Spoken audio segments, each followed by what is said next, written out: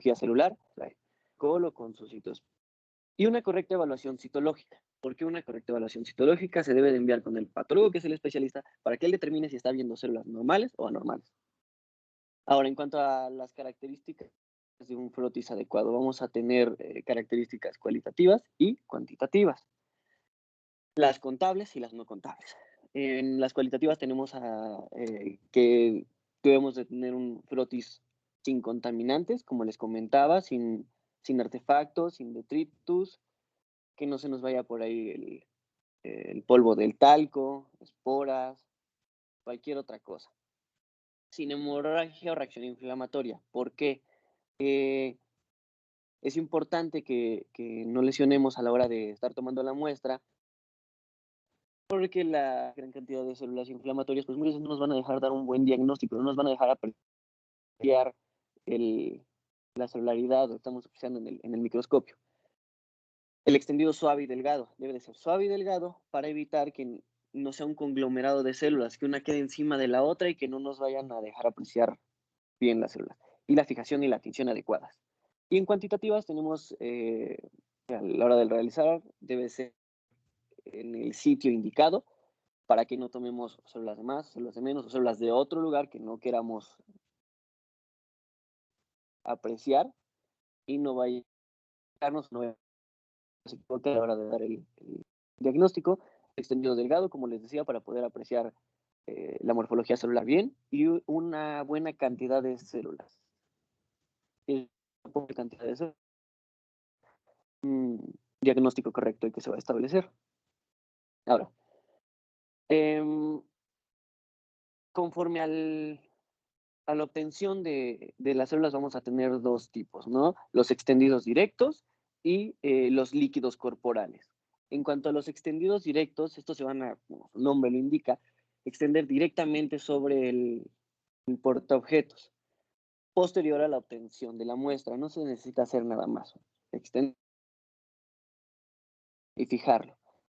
¿Cuáles son los métodos que se emplean en los extendidos directos? El exudado cervicovaginal, del que vamos a hablar ahorita, la biopsia por exfoliación con aguja fina, la secreción del pezón y los cepillados, que igual vamos a ver en citología de base líquida. Y los líquidos corporales, como les comentaba, son líquidos en los cuales se va a requerir centrifugación para la obtención de la muestra. Estos líquidos, como por ejemplo el líquido cefalorraquídeo, se puede obtener por punción. Se saca el líquido cefalorraquídeo, se pone en un tubo de ensayo, se centrifuga y lo que queda hasta abajo es lo que nos va a ayudar a apreciar las células. Entonces, ¿en qué podemos encontrar células de los líquidos corporales? En orina, en líquido de ascitis, en pleura y, como les comentaba, en líquido cefalorraquídeo. Ahora vamos a pasar a citología cérvico-vaginal. ¿De lo anterior alguna duda? No, todo bien.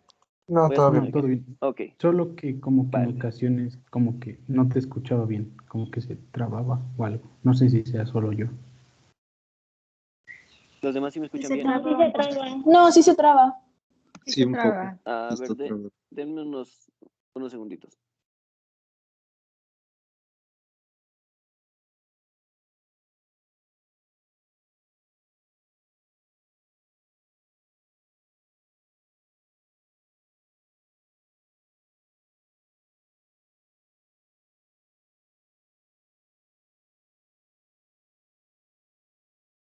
Ahora, ¿qué tal me escucho?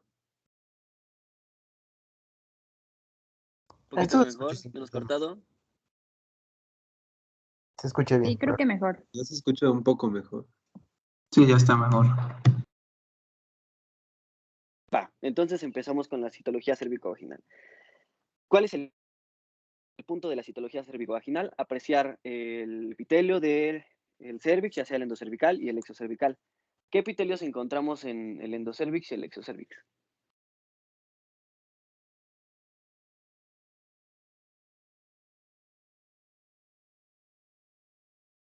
Marlon. Bueno, en el endocervix vamos a encontrar un epitelio cilíndrico mucosecretor, mientras que en el ectocervix un epitelio plano estratificado no queratinizado. Perfecto. Sí. Bueno, como les decía, la citología cervicovaginal, o conocida también como Papa Nicolau o citología cervical, que de hecho su nombre correcto es citología cervicovaginal, porque el Papa Nicolau es el tren de tinción. Este es principalmente para poder observar la morfología normal, o en caso de haberla, una ¿ok? La morfología normal, perdón, del cervix, tanto endocervix como exocervix. ¿Cuánto procedimiento? ¿Qué necesitamos? Sus materiales. Ya los vieron igual en biología celular, los vamos a repetir. El espéculo vaginal, que es, no sé si se vea si estoy señalando, pero bueno, creo que ya lo conocemos todos, ¿no? Los guantes estériles, las laminillas, la espátula de aire y el fijador. Aquí se nos olvidó poner lo que es el lápiz o lapicero de punta diamante, me parece. ¿Por qué? Porque es importante el lapicero de punta de diamante. Como les comentaba al inicio, es importante rotular la laminilla o el etiquetado del nombre de la paciente para evitar errores. Ahora, el fijador. Vamos a tener dos tipos de fijadores, el CitoSpray y el alcohol al 96. Recordemos que con el CitoSpray debe de ser a una distancia de unos 30 centímetros y con una sola pasada queda. Y en el alcohol al 96 se debe de sumergir la laminilla. El procedimiento. Igual como les comentaba hace un momento, pues debe de rotularse la laminilla con el lápiz que les comenté para evitar equivocarnos a la hora de entregar resultados. Tengo entendido que en los hospitales ya sea que puedas poner el número de seguridad de la paciente o su nombre o no me acuerdo qué otras cosas, pero esos son los dos principales que se ponen. Se va a colocar a la paciente en posición ginecológica y se va a introducir el espéculo vaginal en sentido longitudinal al eje mayor de los labios y girarlo en 90 grados para poder abrirlo. No se puede abrir antes. Ahora, el procedimiento, pues se va a tomar la muestra. Recordemos que en la espátula de aire vamos a tener dos extremos, un extremo bifurcado y un extremo como si fuera un dedito, que es el que está en el punto número 5 en esta imagen, en la imagen del medio, pues. ¿Cómo se va a realizar? Me dicen si se ve mi cámara. Pues como se ve en la imagen, vamos a tener el cérvix y con la parte bifurcada, que es como si fueran los dos cóndilos del fémur, se va a dar la vuelta en 360 grados y después con con la porción con el otro extremo de la espátula de aire, con lo que es el dedito, se va a meter y va a ser en sentido contrario o hacia la izquierda, ¿ok? Se va a realizar el extendido de la parte bifurcada del exocervix y del endocervix y se va a proceder a la fijación, que como ya les comenté puede ser en alcohol al 96% o con el CitoSpray a una distancia de 30 centímetros y con una sola pasada. Lo que van a ver muchos, que creo que no sé si ya llevaron su práctica clínica 1 o la estén llevando, más bien lo que deberían de ver, o lo que iban a realizar, pues en algunos casos iban a hacer las citologías cervicovaginales y ahí se ocupa el alcohol del 96, que me parece que es más caro para la Secretaría de Salud tener el CitoSpray. Ahora, ¿qué ventajas y desventajas tenemos? La ventaja mayor de la citología cervicovaginal convencional o normal o el Papa Nicolau es que es muy barato. Ya les comenté, pues hay materiales que son más caritos que no le alcanza a, por ejemplo, la Secretaría de Salud para poderlos estar comprando, entonces es más fácil tener su galón de alcohol del 96 e irlo vaciando y meter ahí las laminillas. Es muy, muy práctico, también es muy rápido y vamos a poder encontrar hallazgos morfológicos normales y anormales. Ahora, ¿cuáles son las desventajas? No se va a poder observar la microarquitectura tisular bien, no se aprecia en caso de que lo haya un grado de invasión y puede haber susceptibilidad en fallas del manejo y no se pueden utilizar otras técnicas.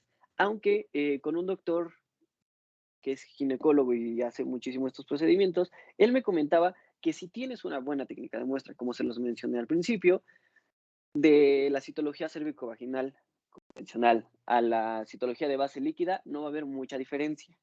Si tienes una buena técnica, si tomas de donde debe de ser, del endocervix y del exocervix con las porciones que corresponden y, y haces correctamente tu fijación eliminando los detritos y, bueno, cuidando que no haya detritos y cuidando que no haya artefactos. Pero bueno, ahora pasemos a lo que es la citología de base líquida. La citología de base líquida se inventó en 1991, si no estoy mal, con el fin de pues mejorar o eliminar más bien las desventajas que teníamos con la citología cérvico-vaginal convencional. ¿Hasta aquí vamos bien? ¿O hay alguna duda de lo anterior?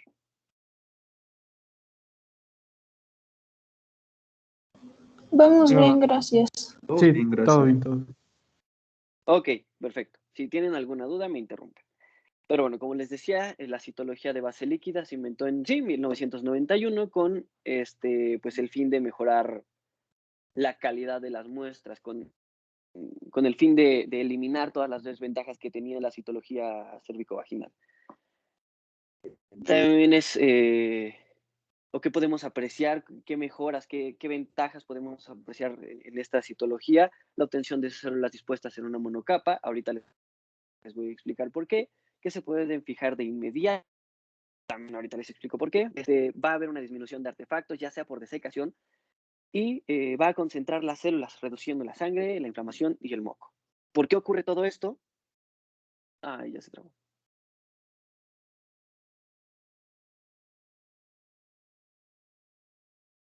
¿Me pueden avisar cuando se pase, porfa?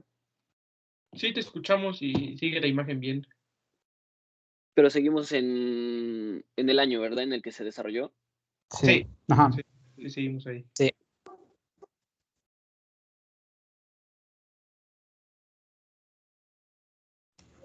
A ver, deja ver si yo puedo cambiarle, si tomo el control. Va. ¿Ya cambió? Está en procedimiento. Sí, ya, Ya. bueno, cambió procedimiento. Ok, a mí no se me cambian, pero me van diciendo en cuál estamos, ¿no? Porfa. Si no estoy mal, estamos en la de materiales.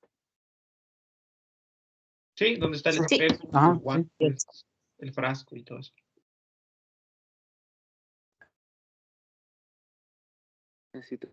Ándale, sí, materiales. Ok. ¿Qué vamos a necesitar? Si se dan cuenta, a comparación de los materiales que teníamos en la citología cérvico-vaginal normal, son un poquito menos, ¿no? Ya eliminamos el citospray o el alcohol 96. Tenemos un cepillo muchísimo más práctico. ¿Por qué? Porque tiene, si se dan cuenta, unas cerdas más largas, ya no tenemos que estar cambiando que la porción distal, la porción proximal, y bueno, entre otras cosas, ¿no? Los materiales vamos a tener, el espéculo vaginal, ese sí es sumamente importante, los guantes estériles, la brocha o el cepillo cervical y el frasco líquido de CBL, que este es un frasco que ya viene preparado, o sea, ya se compra así, no lo vamos a preparar ni nosotros ni en patología, ya se compran de esta manera, el cepillito, y hay dos marcas principales, no sé si haya más, pero yo conozco dos marcas, que es SurePad y Trim Prep, me parece.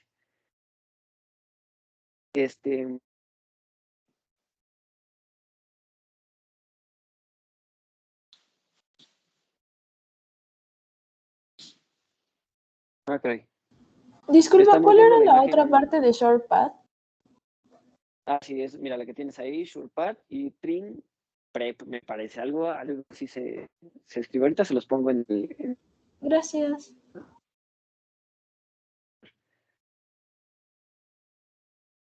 Estamos en la imagen del cervix. Sí, Sí, tiene ahorita sí. Sí, estamos. Sí. Ok, no se aprecia mucho, la verdad es que este era un video, pero no lo puedo reproducir y no sé si Ricardo lo puede reproducir, si no igual se los mando en un ratito. En este video podemos apreciar que es fácil, o sea, como les comentaba, ya no tienen que estar cambiando entre los dos extremos, ya sea el bifurcado o el otro extremo. Nada más metes el cepillito y como ya tiene una parte larga, la parte más larga va a tomar las células del endocervix y las partes más cortas del exocervix, ¿ok?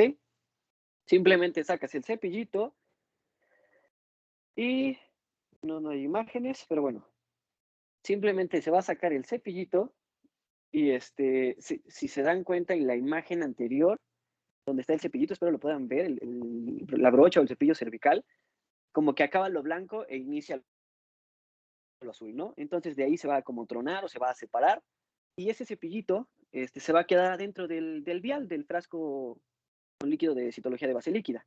Hay personas que, a ver, me dicen si se ve mi cámara. ¿Sí la ven? Sí, sí te ves. Sí, sí. Sí, Sí, sí se ve.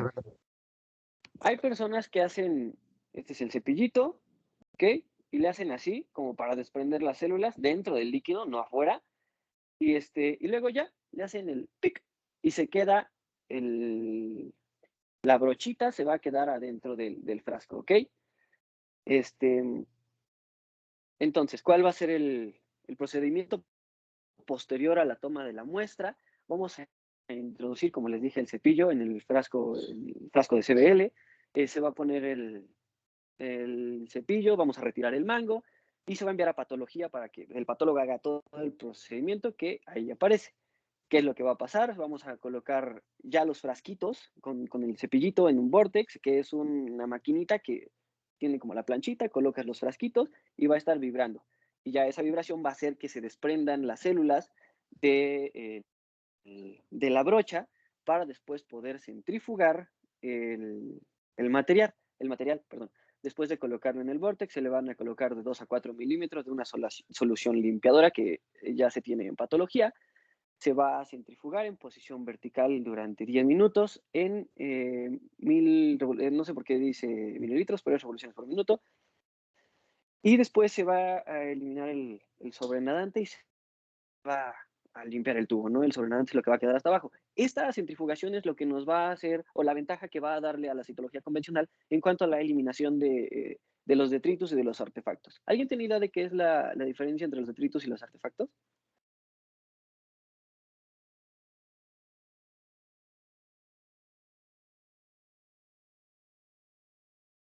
Los artefactos son los que no proceden de la muestra, o sea, como pelos o polvito o así. Y los Ándale, sí. sangre o restos celulares, ¿no? Exacto, sí. Los artefactos van a ser, como les comentaba al inicio, como si fuera el polvo del talco, las esporas, cosa que no venga de la muestra, como lo comentaba su compañera Julieta, me parece.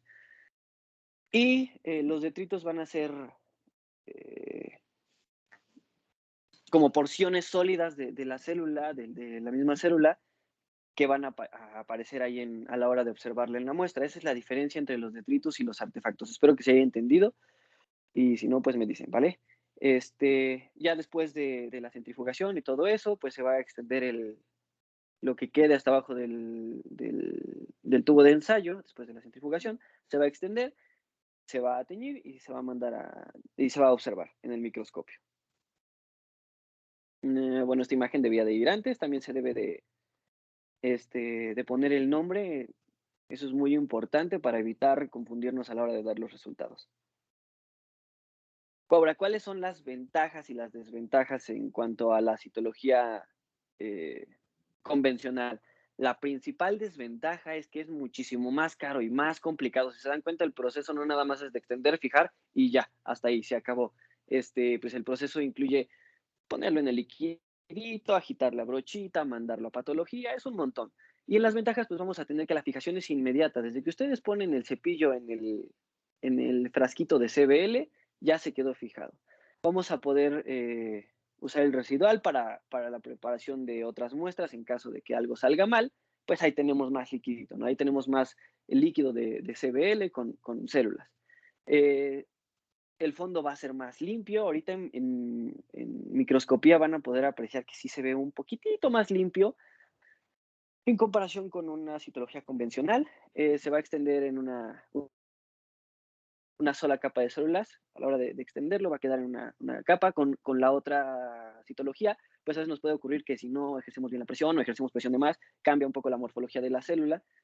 Y pues en este caso vamos a tener una sola capa de células y va a haber una disminución de la tasa de frotis insatisfactorios. Además de, como ya les comenté, pues los detritos y los artefactos. Ahora, ¿cuáles son las desventajas? Como ya les comenté, es muchísimo más caro y más tedioso todo el proceso. Las anormales, desgraciadamente, como se centrifuga, pues van a quedar dispersas, no van a quedar a la hora de barrerlo, pues en una sola parte, van a quedar por todas partes, ¿ok?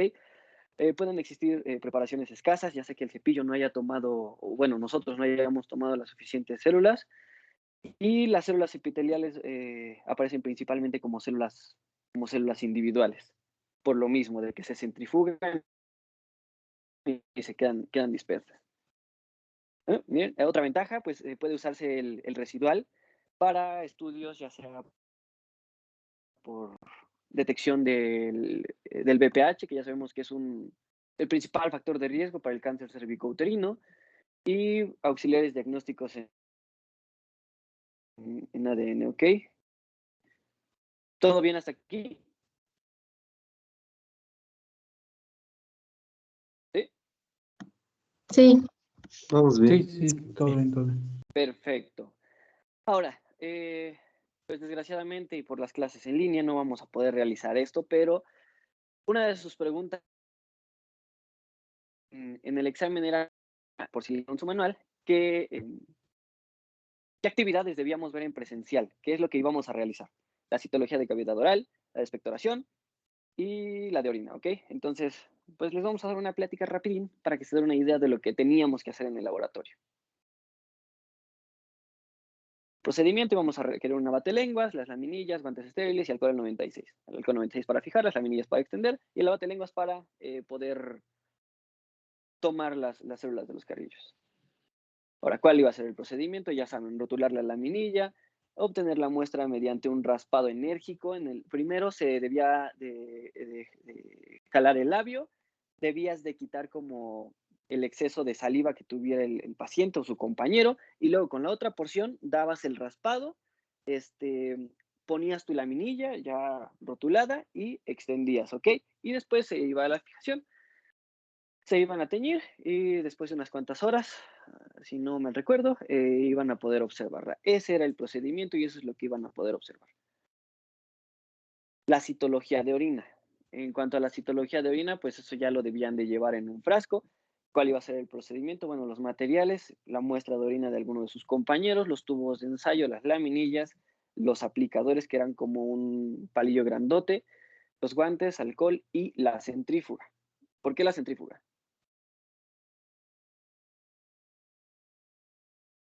Porque teníamos que centrifugar la orina para obtener el sedimento. Efectivamente, recuerden que tenemos dos clases o dos tipos de obtención de los tejidos, que eran los extendidos directos y los líquidos corporales. Entonces, pues en este caso iba a contar como un líquido corporal y lo íbamos a tener que centrifugar. No iba a ser el extendido directo como en los otros. Ahí está. Me dicen si se va pasando, ¿ok? El procedimiento, pues la orina iba a colocar en el tubo de ensayo, se iba a colocar o a centrifugar a 5000 revoluciones y posteriormente se iba a decantar. La decantación es cuando eliminas todo el líquido que queda arriba del tubo de ensayo para poder tomar lo que quedaba hasta abajo. Prácticamente, suena muy parecido a lo de citología de base líquida, nada más que sin agregar la solución limpiadora y todo eso, ¿no? El líquido, se iba a tomar el sedimento con un hisopo o con el palillote ese que les comentaba, que se me fue el nombre, se iba a extender en la lámina, que iba a estar previamente rotulada, no olvidemos eso, y la fijación en alcohol al 96.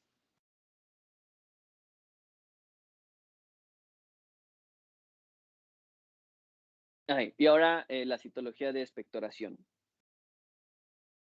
Procedimiento, bueno, los materiales, la muestra de expectoración, los pacientes iban a tener que, como si aventaron un gargallón por ahí, vamos a utilizar los guantes, las anillas, los aplicadores y el alcohol al 96%.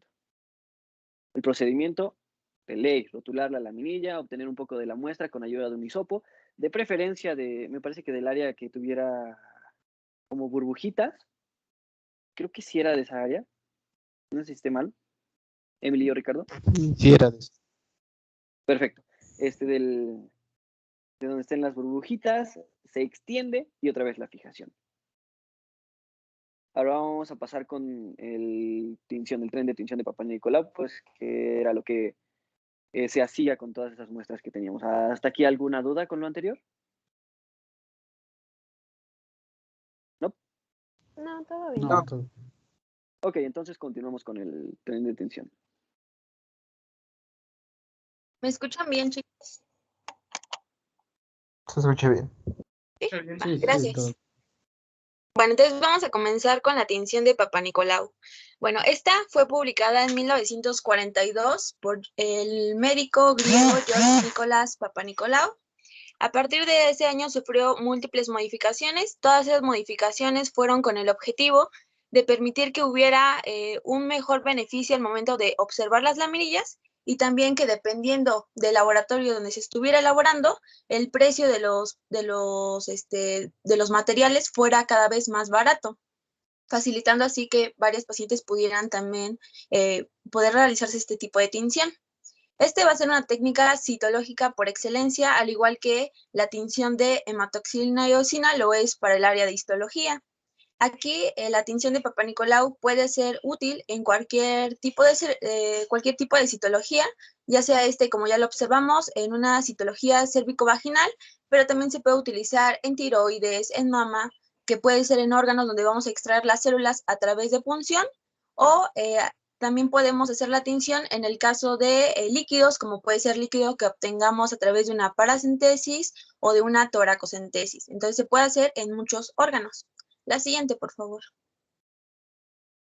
¿Cuál va a ser el fundamento de la tinción de Papanicolau? Bueno, esta se va a basar a través de 3 soluciones y dentro de esas 3 soluciones vamos a encontrar 6 colorantes. La primera va a ser la hematoxilina, que esta va a ser un colorante vegetal que es obtenido a través de un árbol que al final cuando tú extraes la corteza se le denomina palo de Campeche, y nos va a dar una coloración azul oscura.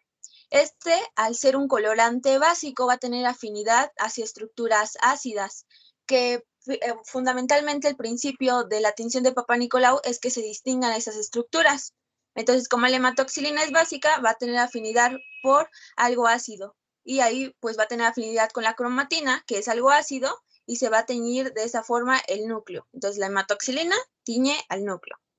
Luego tenemos el Orange Green 6, que va a teñir la queratina y la va a teñir de un color naranja, intenso, brillante.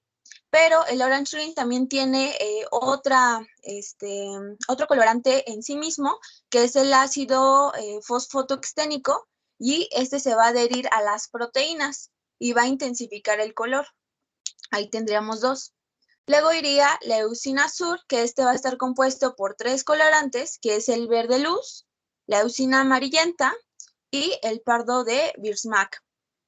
El verde luz va a tener afinidad igual con el citoplasma, pero de células metabólicamente activas, y le va a asignar un color un color verde.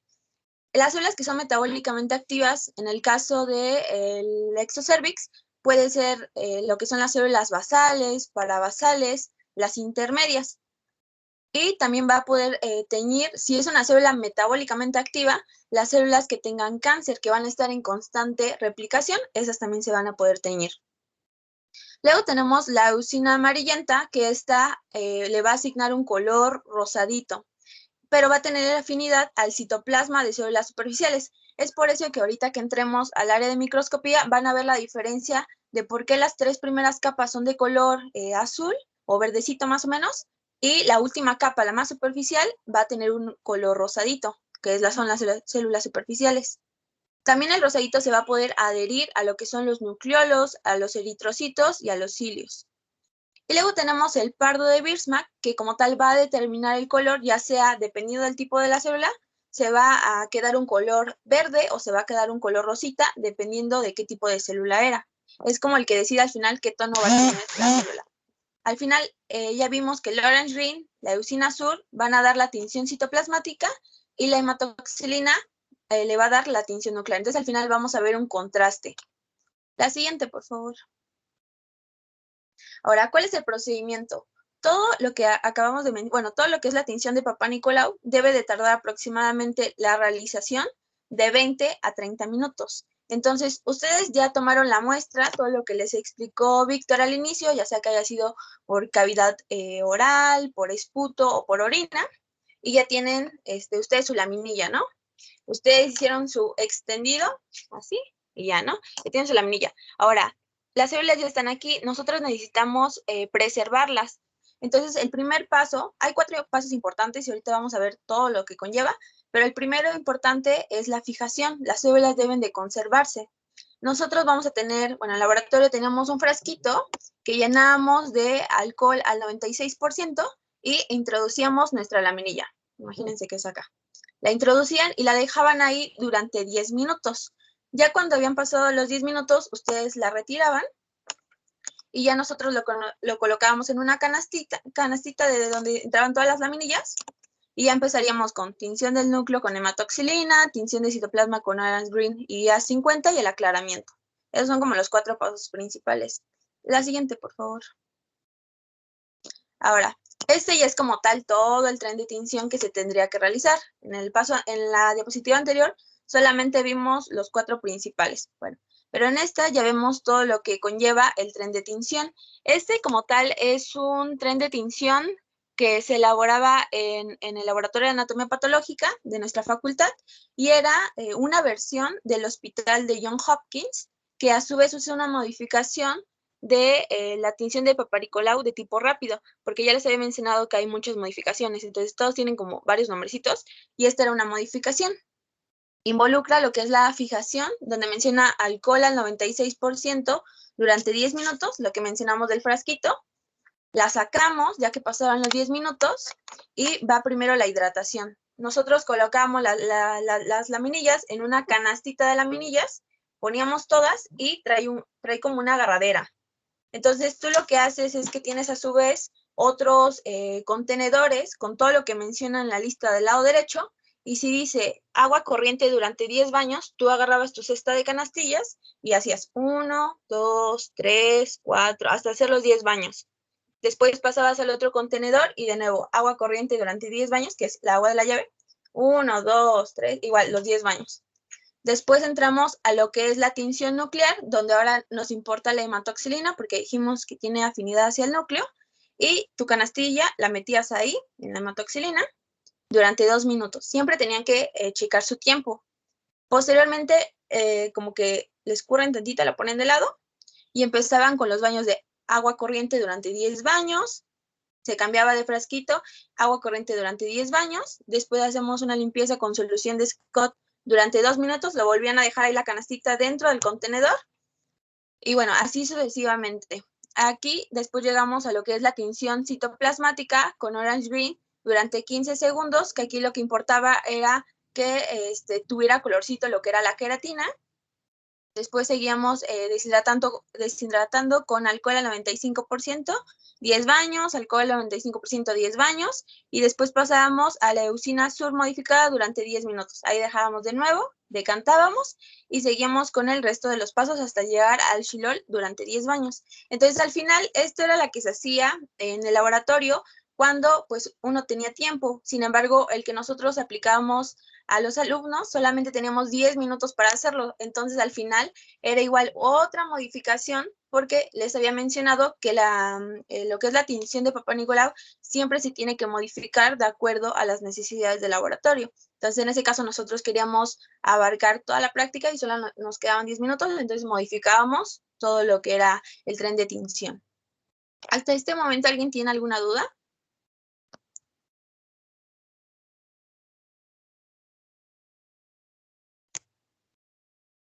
Una pregunta, ¿solo qué pasos entonces ahí no serían tan indispensables? Por ejemplo, lo que normalmente no se hacían tanto son, o sea, sí hacían lo de agua corriente, pero a lo mejor solamente hacías 10 baños. Y, por ejemplo, ahí en la hidratación hay 2, ¿no? Serían 20 baños, te quita mucho tiempo. También se quitaban los de la tinción citoplasmática y nuclear en la parte de alcohol. Hay un apartado que dice 40 baños, eso también quitaba mucho tiempo. Entonces, normalmente se dejaba uno de alcohol de 20 baños, mejor largo, y ya eso quitaba tiempo y daba tiempo de poder hacer todo el tren de tinción. Y sí funcionaba porque al final eso lo hacíamos juntos. En caso de que a lo mejor no nos diera tiempo, ya los últimos pasos lo hacía nada más el instructor. Pero ya cuando las montábamos y todo, sí se lograban ver las células. Entonces, sí funciona. Solamente que si quieres verlas, si quieres ver aún mejor las características celulares, si haces todo el tren de tinción. Ok, gracias. ¿Alguien tiene alguna otra duda? Bueno, Con todo. entonces, gracias. Entonces, pasaríamos a la siguiente, por favor. Bueno, chicos, vamos a comenzar ahora a hablar de cáncer cervicouterino, ¿va? Me dicen si cambian bien las diapositivas o cualquier cosa. Bueno, en cuanto a definición, pues vamos a tener que un carcinoma del cuello uterino va a ser una neoplasia maligna, y como toda neoplasia maligna va a tener ciertas características. Específicamente aquí se va a caracterizar por una pérdida de la estratificación del epitelio, así como una marcada atipia celular con alteración de la relación núcleo-citoplasma, y va a tener la capacidad de invasión, ya sea por continuidad o por contigüidad. Ahora, en cuanto a la epidemiología, tenemos que es el cáncer más frecuente en la mujer en nuestro país, y es la segunda causa de muerte por cáncer en la mujer. ¿Alguien que me diga cuál es la primera causa, chicos? ¿Se la saben? ¿Cáncer de mama? De Exacto, mama. cáncer de mama. Entonces vean que realmente son cifras alarmantes, por lo que debemos de conocer muy bien este tipo de cáncer. Vean otro datito aquí medio curioso, ¿no? De que cada 2 horas muere en México una mujer por cáncer cervicouterino. O sea, realmente pues sí es bastante frecuente. El grupo de edad más afectado va a comprender entre los 25 a los 69 años. Ya es un poquito raro que se presente un cáncer fuera de este rango, pero pues como todo va a haber casos excepcionales, ¿no? Pero quédense con este grupo de edad, que es donde más frecuentemente se presenta. Se asocia también a un medio socioeconómico bajo y lamentablemente, bueno, que no debería de ser así, pues se diagnostica en etapas muy avanzadas, cuando pues ya prácticamente no se le puede ofrecer mucho a la paciente más que un cuidado paliativo, ¿no? Pero pues nosotros debemos de aprender a hacer un correcto tamizaje para pues diagnosticar en etapas tempranas y que esto no suceda. Y pues ya, globalmente es la cuarta neoplasia más frecuente. Ahora, vamos a hablar de los factores de riesgo. El principal y el que más me interesa que se graben es la infección por VPH. Ahorita vamos a retomar bien a este factor y lo vamos a revisar. Otros factores de riesgo, tenemos al tabaquismo, esto debido a que pues recordemos que el tabaco en sí, en sus componentes, tiene muchísimas sustancias carcinógenas y estas tienen la capacidad de excretarse en el moco cervical, entonces por eso va a ser un factor de riesgo. Otros, como la obesidad y el sedentarismo, pues tal cual sabemos que la obesidad es un estado proinflamatorio, ¿no? Entonces únicamente no va a ser factor de riesgo para cáncer, sino para muchísimas otras cosas.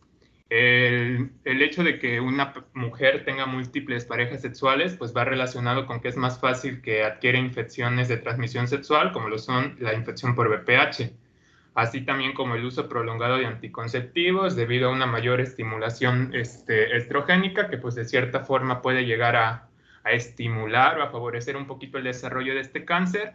La infección por VIH y la desnutrición van muy ligadas de la mano, porque recordemos que estas dos condiciones pues tal cual condicionan una disminución de la inmunidad y pues va a favorecer mucho el desarrollo de esta neoplasia.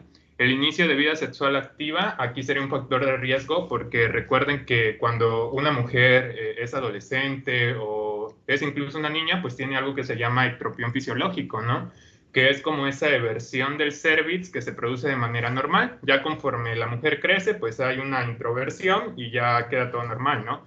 Pero pues este ectropión fisiológico va a favorecer que el cérvix esté más expuesto a traumatismo o a ciertos agentes que en algún momento podrían llegar a favorecer a esta neoplasia. Y pues como ya se les mencionaba, también se asocia mucho al nivel socioeconómico bajo, sobre todo por las costumbres o la cultura de este tipo de personas, que pues realmente es un choque ahí cultural bastante grande. Ahora, en cuanto a la etiología, les mencionaba que se agravaran mucho a la infección por VPH, porque es el principal factor de riesgo. Como ya vimos, no es el único, pero hasta el 99% de las veces se llega a relacionar con este cáncer. Entonces vamos a hablar un poquito propiamente del VPH o virus del papiloma humano. Ustedes recordarán que para este tipo de virus hay muchísimas cepas, o sea, se refieren que se han descubierto hasta más de 200. Sin embargo, las más importantes las podemos dividir en alto o bajo grado, dependiendo de su capacidad de malignidad que tienen. En México, las que son de alto grado, las más frecuentes, por mucho, son la 16 y la 18, pero tenemos muchísimas otras, ¿no? Pero con que se queden con estas dos, 16 y 18, me doy por bien servido. ¿Por qué? Porque son las que se relacionan más con el desarrollo de cáncer cervicouterino. También hay otras cepas que se desarrollan para carcinomas epidermoides de piel, pero pues este no es el punto de la práctica, ¿no? Y ya los serotipos de bajo grado también hay muchísimos. Los dos más importantes son el 6 y el 11, y se relacionan mucho con la aparición de condilomas acuminados, que son verrugas propiamente, ¿no? Ahora, en cuanto a la estructura del virus del papiloma humano, pues vamos a tener que es un virus DNA que está constituido por una única molécula de DNA bicatenario de forma circular, que pues es eso, lo que vemos en el centro, ¿no? Y alrededor de esta va a tener muchísimas proteínas que podemos dividirlas en dos regiones. Región temprana, las cuales se van a representar con una letra E por su nombre en inglés, que es early, y vamos a tener de E1 a E8. Y de la región tardía, que se representan con la letra L de late, pues tenemos nada más L1 y L2. Entonces, ¿qué hacen estas proteínas? Las proteínas de la región temprana lo que se encargan de hacer es pues establecer propiamente la infección por VPH y ayudan a replicar el material viral. De aquí, pues les dije, habían 8, pero las más importantes, y son las que vamos a revisar ahorita adelante, van a ser E6 y E7. ¿Por qué? Porque estas van a interferir a nivel de lo que es el ciclo celular y van a favorecer muchísimo la transformación maligna de la célula. Y ya la región tardía, esta únicamente sintetiza proteínas para la cápside, pero pues para el desarrollo de un cáncer no es tan importante. Entonces vamos a seguir. Entonces vean, aquí hay una biopsia, lo van a ver igual en microscopía, y era lo que ya les habíamos mencionado, de esta metaplasia escamosa fisiológica que se da en el cérvix, ¿no? Podemos ver del lado izquierdo, pues cómo tenemos a la porción exocervical y un epitelio plano estratificado, no queratinizado, y ya esta unión que se continúa, vean, el cambio realmente es abrupto, chicos, quédense con eso. Realmente no es de que poco a poquito va cambiando su epitelio, sino que vean, es completamente abrupto. Y ya la porción de la derecha, pues sería el endocérvix, ¿no? Y un epitelio cilíndrico simple, ciliado, no ciliado, mucosecretor. Y vean, estas imágenes, el otro esquemita que tenemos ahí, pues tenemos primero cómo inicia la infección por el VPH, y en algún momento, bueno, esta infección inicia evidentemente en las células superficiales del exocervix, pero en algún momento, si la paciente tiene buena inmunidad, el sistema inmune va a ser capaz de controlar a esta infección y la puede mantener en estado latente. Sin embargo, cuando hay estado de inmunosupresión, ya les mencionaba una infección por VIH o desnutrición, pues puede haber una reactivación de esta latencia y seguir favoreciendo la evolución de la infección. Ahora, ay, se ve muy chiquito. A ver, creo que acá la tengo más grande. Pero bueno, para clasificar las lesiones del cuello uterino tenemos varias clasificaciones, ¿no? Está la clasificación de Papanicolau, que únicamente las divide en displasia de bajo, moderado y alto grado. La clasificación de Richard, que es esta que tenemos aquí, que las divide en neoplasia intraepitelial cervical 1, 2 y 3, y la más actualizada, la más usada actualmente, pues es la clasificación de Bethesda, que únicamente divide en lesiones, lesión intraepitelial de alto y bajo grado. Entonces vean, chicos, en un inicio de la actividad sexual de la mujer vamos a tener que ella tiene un epitelio cervical normal. Posteriormente, en unos meses, si ella se infecta por VPH, inicia en unas poquitas células, como vemos ahí nada más se marca una, ¿no? Si dejamos evolucionar esta infección por VPH, ya tal cual podría condicionar a una neoplasia intraepitelial cervical grado 1 o un NIC1, que vemos que ya afecta prácticamente 1/3 de lo que sería todo el epitelio del exocervix. Si dejamos evolucionar esto, pero vean aquí lo interesante, de 1 a 15 años puede pasar de un NIC1 a un NIC2. Aquí ya se va a afectar un poquito más el epitelio, ya se afectan 2/3 aproximadamente, y si sigue evolucionando ahora va a ser un NIC3, donde ya prácticamente todo el epitelio va a estar afectado. Aquí es interesante porque este NIC3 también algunos autores lo consideran ya propiamente como un carcinoma in situ. Recordemos que un carcinoma in situ pues es aquel que no sobrepasa la membrana basal. Cuando la sobrepasa, como ya vemos en la siguiente imagen, esa rayita cafecita sería pues la membrana basal, y en el cáncer invasor ya la está sobrepasando, ¿no? Bueno, retomando lo que les decía, un NIC3 ya se podría llegar a considerar tal cual un carcinoma in situ, ¿no? Entonces, vean, lo importante de que nosotros diagnostiquemos a una paciente en etapas tempranas es que si se dan cuenta, la posibilidad de regresión es muy alta. Vean, en una infección por VPH y en un NIC1 puede regresar a la normalidad hasta en un 80-90% de las veces. Conforme ya evoluciona hacia un NIC2, NIC3, ya la regresión es del 20%, y ya cuando tenemos propiamente un cáncer, pues la regresión así espontánea no se va a dar por nada del mundo. Ahora, Les mencionaba que las proteínas del BPH que me interesaba que se aprendieran son 2, E6 y E7, y vamos a ver por qué. Recordemos que nuestro ciclo celular tiene muchísimas fases, bueno, tiene 4 fases nada más, pero está súper controlado, ¿no? Y una de las proteínas que van a controlar eso son 2 muy importantes, que es P53 y la proteína RB. Estas proteínas, pues recordemos que, por así decirlo, checan que todo ande bien, ¿no? P53 no por nada se denomina el guardián del genoma. Entonces, P53, cuando checa que hay alguna mutación en el DNA, va a activar a lo que son genes lectores del DNA. Si están dañados, va a activar a genes reparadores del DNA y pues o sea, la célula no puede sintetizar su material genético si algo anda mal. Y por otro lado, RB, recuerden que está unida a otra proteína que se llama E2F y junto con ella, pues mantienen empaquetado al genoma, ¿no? Cuando esta proteína PRB se libera de E2F, se desempaqueta el genoma y pues básicamente ya se puede comenzar a leer secuencias nucleótidas.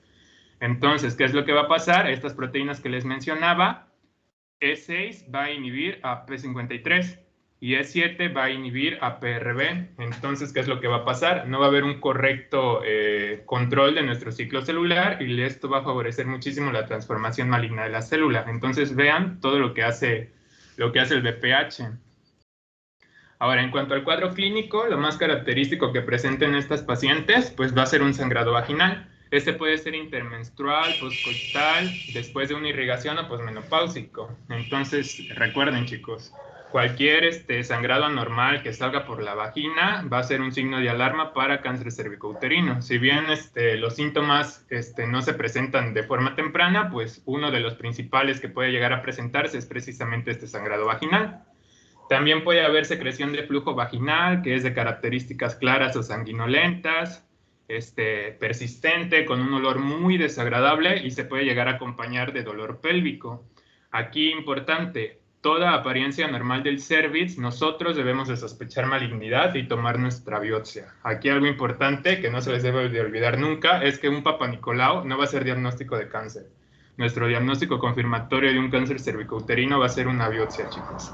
Entonces, bueno, aquí lo que les mencionaba, ¿no? Que si se sale del rango de edad de los 25 a los 69 años, ya es raro que se presente este cáncer.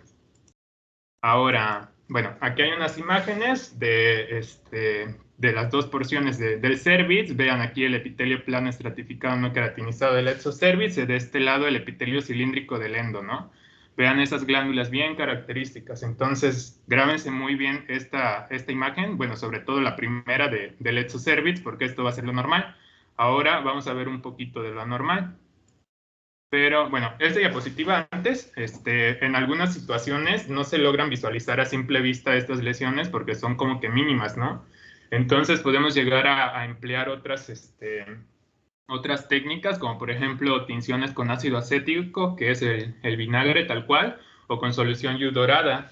Pues tiene el principio de que las células metabólicamente más activas van a captar estas soluciones y se van a teñir. Entonces ahí nos puede llegar a evidenciar lesiones que a simple vista no van a ser evidentes. Y pues aquí vemos una representación de lo que sería la zona de transformación, ¿no? Recuerden que en esta zona de transformación es donde va a iniciar la infección por BPH y en donde debemos de tomar precisamente nosotros nuestra citología cervicovaginal. Aquí vean otra vez lo mismo que les mencionaba. Y ahora, importante, hay varios tipos histológicos de cáncer cervicouterino. Sin embargo, por muchísimo, el más frecuente va a ser el carcinoma epidermoide o de células escamosas. Vean, hasta en un 91.5%. De ahí se va a continuar con otro no tan frecuente que es el adenocarcinoma y otros como un tumor mixto adenoescamoso, ¿no? Pero vean, entonces carcinoma epidermoide deriva de exocervix, adenocarcinoma deriva de las glándulas, entonces deriva de endocervix. Y vean aquí, les dije que se quedaran muy grabadas las imágenes de un cervix normal, porque cuando nosotros hacemos una exploración cervical y vemos que algo ya no está bien, o sea que ya estamos notando lesiones, pues ya debemos de sospechar y hacer nuestra citología y tomar una biopsia, ¿ok? Entonces vean, un cervix normal, de ella tenemos la progresión hacia un NIC1 a un NIC2, que ya las lesiones se ven un poco más grandes, un NIC3 igual, acá un NIC3 pero ya ulcerado, y vean, un cáncer invasivo que realmente pues es destructivo, ¿no? algo que tiene muy característico el cáncer cervicouterino es que locorregionalmente es súper destructivo. Ahora, en cuanto al diagnóstico, pues lo que les venimos haciendo hincapié, ¿no? Que realicemos, bueno, que la paciente se realice su prueba de Papá Nicolau. Cuando nosotros vemos una lesión sospechosa, ya se los mencionaba, el Papá Nicolau no va a ser diagnóstico, nos va a orientar muchísimo, pero nunca nos va a diagnosticar el cáncer cervicouterino.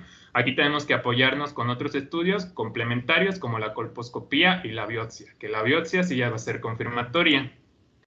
Ahora vean, aquí hay una tablita que les mencionaba de todos los subtipos histológicos que van a ver de cáncer cervicouterino, pero ya les mencioné los más frecuentes, por mucho el carcinoma epidermoide y en segundo lugar adenocarcinoma. Aquí, bueno, en todo cáncer va a ser súper importante la estadificación, ¿no? O sea, agrupar a la paciente en un grupo depende de las características de su tumor. La más usada para todos los cánceres a nivel mundial es la clasificación TNM. Esto no se preocupen mucho ahorita porque lo van a ver súper bien con la doctora cuando lleguen a la parte de neoplasias, pero a grandes rasgos por sus iniciales, T va a significar el tamaño del tumor, N viene del inglés de nodes o nodos, que pues aquí no es tan empleada esa palabra, pero hace referencia a los ganglios linfáticos, si hay infiltración o no a los ganglios linfáticos, y M, que dice la presencia o ausencia de metástasis. Entonces podemos ver cómo lo clasifica dependiendo, hay T1, T2, T3, así, igual N1, N2, M1, M0, y bueno, también hay otra clasificación que específicamente la hizo la FIGO, que es un poquito más usada a nivel de cáncer cervicouterino, porque ya es una clasificación ginecobstétrica, ¿no? También vemos que las divide en varios estadios dependiendo las características del tumor y de los ganglios y lo que ya les mencioné. Vale, ahora, ¿por qué es importante estadificar a todo paciente con cáncer? Porque en gran medida esta estadificación, o sea, que lo agrupemos en un estadio, va a ser una pauta para el tratamiento que nosotros le debemos de indicar a esta paciente. Entonces vemos en estadios tempranos del 1 al 2A, el tratamiento de elección siempre va a ser quirúrgico, ya sea un cono cervical, que ya vimos, bueno, ya vieron con la doctora que es también un tipo de biopsia que generalmente es terapéutica, y este cono cervical lo vamos a realizar cuando la paciente todavía, no tenga paridad satisfecha, que creo que era una de sus preguntas de examen, ¿no? Esta era la respuesta. Y ya posteriormente, cuando la mujer tiene paridad satisfecha o que ya está en menopausia y que ya no va a tener hijos, pues se le prefiere hacer una histerectomía radical. Sin embargo, en algunos estadios también se puede llegar a emplear la radioterapia, pero pues quedemos con que en estadios tempranos va a ser quirúrgico. Ya en estadios más avanzados, como 2B hasta 3B, ya se debe de dar un tratamiento neoadyuvante, que es a base de quimioterapia y radioterapia, con el fin de que el tumor disminuya su tamaño y ya sea operable, ¿no? Este es la finalidad de estos dos tratamientos. En cuanto a la quimioterapia, pues se usa el cisplatino, aquí tenemos la posología y se puede, ya les mencionaba que se asocia también a radioterapia, o sea, se dan en conjunto la quimio y la radio, y de radioterapia puede ser radioterapia, telerradioterapia o braquiterapia, que es la colocación de un implante radioactivo. En estadios 4, que es donde les digo que lamentablemente muchas pacientes se llegan a diagnosticar en estos, que sería de un 4A y un 4B, pues realmente ya no hay mucho que hacer, ¿no? Ya las metástasis del cáncer cervicouterino están a más no poder, la paciente va a estar muy mal, va a sangrar muchísimo, se va a quejar mucho y realmente lo único que tenemos que darle es un tratamiento paliativo y en ocasiones para aliviar el dolor se llega a emplear quimioterapia. Ahora, aquí vemos una imagen de todos los posibles tratamientos que nosotros podemos llegar a emplear. La primera pues sería una criocirugía, que recuerden que esta es a base de nitrógeno líquido, súper frío, que va a congelar las lesiones. El LEP cérvico-vaginal o asa diatérmica, que básicamente es como rebanar un fragmento de la neoplasia, también lo podemos llegar a emplear. La cirugía láser, aquí la famosa biopsia en cono, ¿no? Que recordemos que esta también se suele hacer con un LEP o asa diatérmica, que básicamente pues es rebanar un fragmento de tejido en forma de cono, ¿no? Se quita aquí toda la zona de transformación, pero recuerden que esto es en estadios tempranos. En un carcinoma in situ es el tratamiento de elección.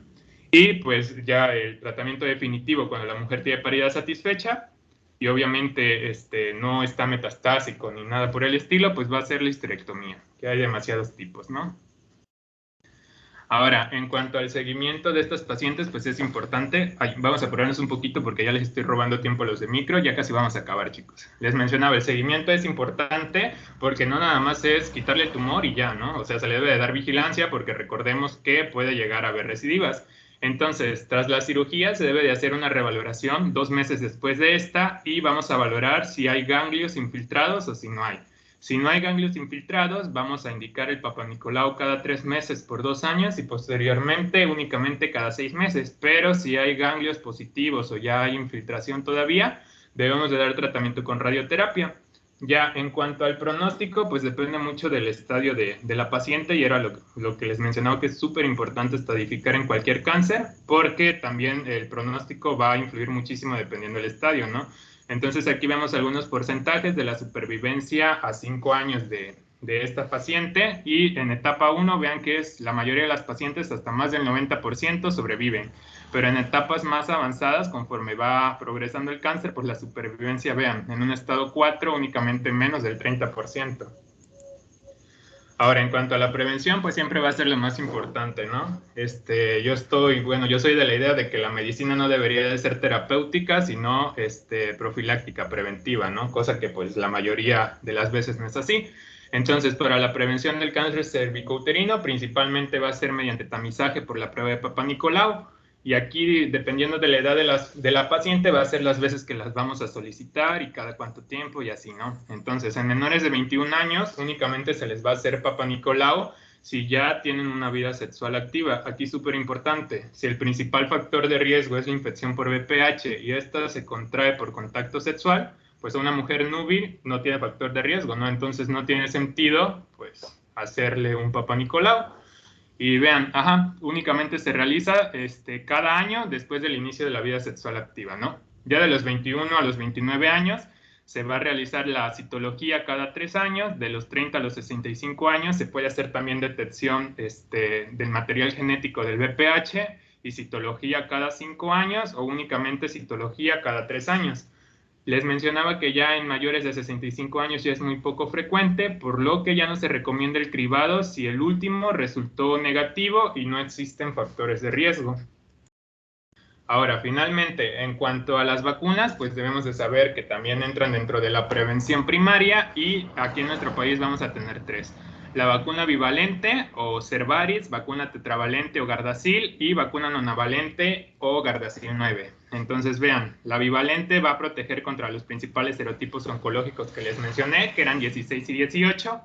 La tetravalente va a proteger tanto a los de alto grado a las de alto riesgo como a las de bajo riesgo, que son la 6, la 11, la 16 y la 18. Y la nonavalente va a proteger contra las que trae la tetravalente y algunos otros serotipos oncológicos como 31, 33, 45, 52 y 58.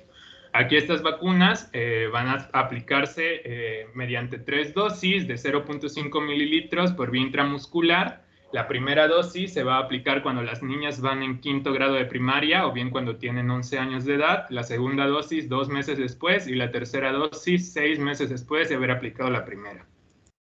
Entonces, dudas, chicos. Algo que no haya quedado claro, si no ya les damos chance a los de micro, que ya les robé 5 minutos. Sin dudas, no, todo claro de mi parte. Todo bien, bro. Vale, chicos, pues eso sería todo de nuestra parte. Un gusto estar con Ricardo, ustedes. gracias por tu intervención. Sí, doctora. Bueno, los dejamos entonces con micro, ¿va? Gracias.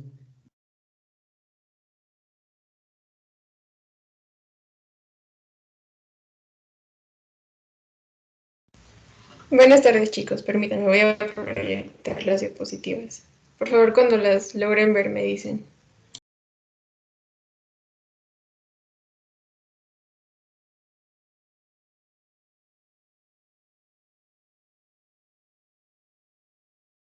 Ya se ven. Ok, gracias. Esperen. Se siguen viendo, ¿verdad? Sí. Sí. Sí, todo bien. Bueno, pues buenas tardes, chicos. Vamos a comenzar con la parte de microscopía. Bueno, lo primero que queremos mostrarles pues es la histología normal del cuello uterino, porque conociendo lo normal pues va a ser más fácil interpretar cómo se ve una alteración del nivel de una neoplasia maligna, como es el cáncer cervicouterino. Y además es necesario que observen cómo se ve la pues ya mencionada zona de transformación. Así que bueno, como ya saben, el cérvix a grandes rasgos está formado por un orificio interno que comunica a la cavidad endometrial y un orificio externo que le comunica con la vagina. ¿Y qué significa esto? Que pues al cuello uterino se le va a dividir en un ectocervix o exocervix, es decir, la porción vaginal, que está recubierto por un epitelio escamoso estratificado queratinizado. ¿Sí se ve agrandada la imagen?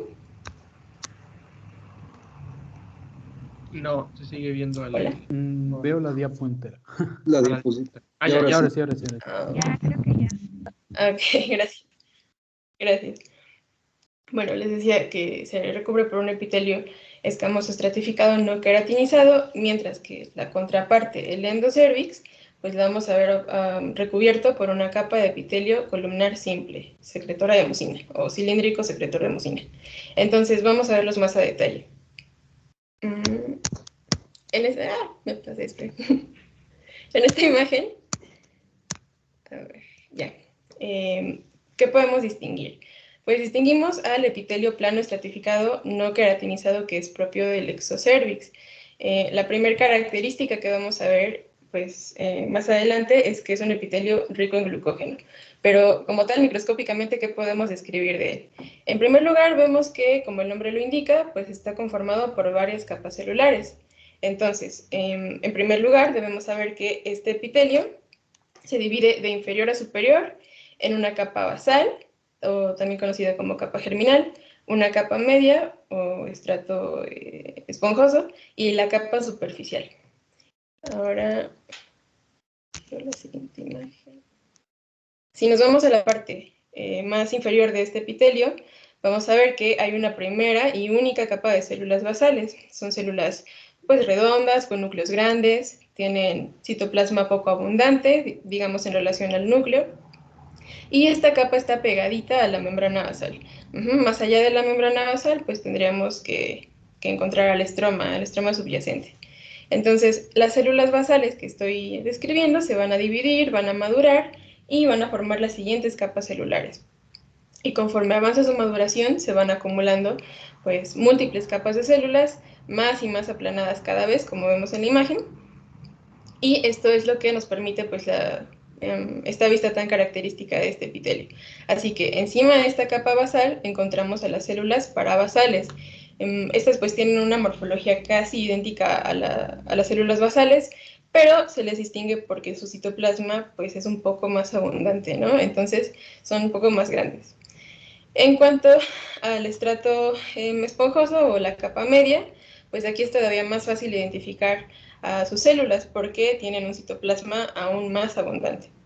Y a partir de aquí vamos observando que conforme van madurando las células y conforme van formando nuevos estratos, el tamaño del núcleo va disminuyendo. Y bueno, si observamos la porción más superior, ¿se sigue viendo grande? Sí.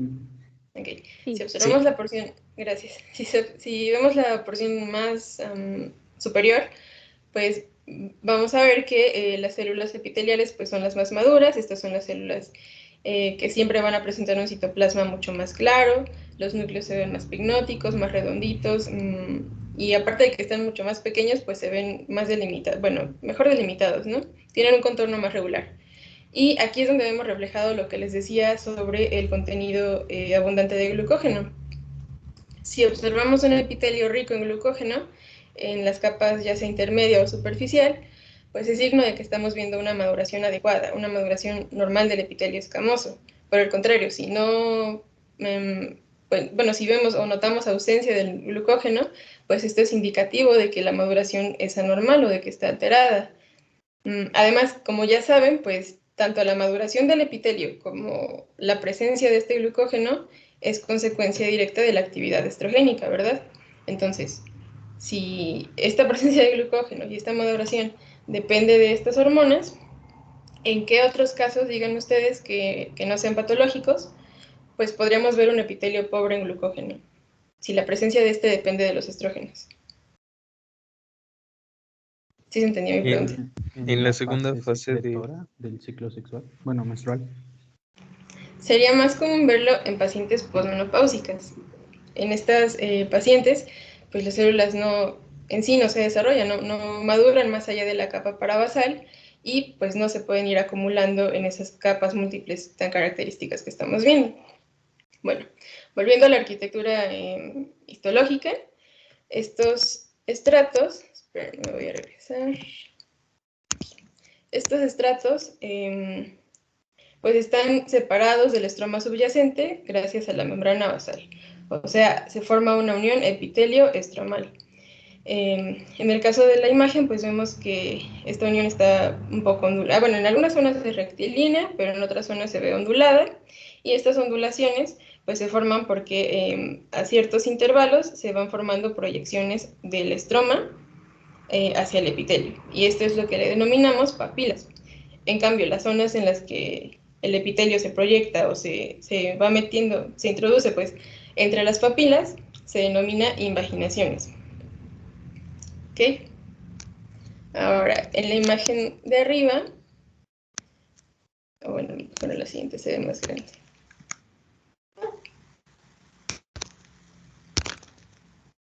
Espera. ¿Ya se ve la de endocervix?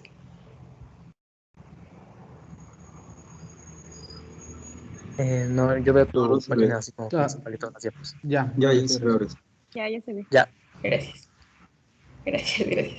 Bueno, en el caso del endocervix, pues vamos a observar el epitelio cilíndrico. Aquí ya no vemos varias capas de células, sino que vemos un solo estrato de células cilíndricas altas que están recubriendo todo el canal endocervical. Recuerden que también se le llama epitelio mucíparo, es decir, son células ricas en mucina. Entonces, incluso con un poco de aumento, pues sería fácil distinguir al epitelio cilíndrico. Sería fácil distinguir al epitelio cilíndrico del escamoso porque, pues, en primer lugar, la ausencia de las múltiples capas celulares y en segundo, la diferencia tan marcada entre la altura de los epitelios, ¿no? Y bueno, este epitelio mucosecretor también se caracteriza porque va formando pliegues a lo largo de toda la luz del conducto endocervical, es decir, forma las que denominamos nosotros proyecciones papilares. Pero también forma en ciertas zonas invaginaciones en el estroma cervical. Y cuando estas invaginaciones se forman, pues dan lugar a las criptas. Estas criptas endocervicales que también son conocidas como glándulas endocervicales. Y bueno, si son glándulas endocervicales, obviamente nos indica que son unidades productoras de moco, ¿verdad? Y que dependiendo de la morfología celular podemos ver células secretoras no ciliadas o bien podemos ver células ciliadas que no son secretoras. Ahora, ambos tipos de epitelio, el del ectocervix y el del endocervix, van a confluir en una región que se denomina unión escamocolumnar. Normalmente esta unión escamocolumnar pues, se localiza a nivel del orificio cervical externo, ¿no? Bueno, pero varía, se va modificando a lo largo de la vida de la mujer. Entonces, conforme se desarrolla el organismo femenino hacia la pubertad y conforme se modifican las dimensiones del aparato genital y por influencia de las hormonas sexuales, una porción de este epitelio mucoso del endocervix poco a poco se va a exteriorizar hacia la vagina. Y es a partir de este momento que se forma una zona, digamos, que les mencionaron a ustedes en macroscopía. ¿Alguien me puede decir de qué estructura estoy hablando? ¿O de qué formación estoy hablando? Electroprión. Exactamente, electropión o ectopia. Retomando un poquito lo que seguramente les mencionaron, la formación de electropión o de la ectopia, pues es un proceso completamente normal, ¿verdad? Es un proceso completamente fisiológico en la mujer y es la eversión del epitelio cilíndrico endocervical hacia el ectocervix. Ahora, el siguiente, digamos, eslabón aquí es que la exposición de este epitelio que se va asomando hacia la acidez existente en la vagina, pues origina un cambio en la diferenciación de las células de reserva de esta zona. ¿Y qué termina pasando? Se desarrolla un epitelio escamoso. Acuérdense en primer lugar que el ácido de la vagina pues es secundario a la actividad de los bacilos de Doederlein, ¿no? Estos bacilos se encargan de la degradación del glucógeno y a eso le debemos este medio ácido de la vagina.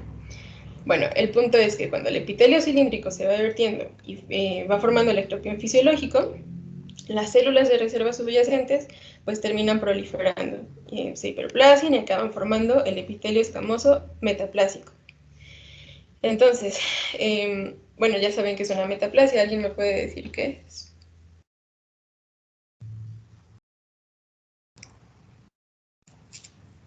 Hola, ¿escuchan?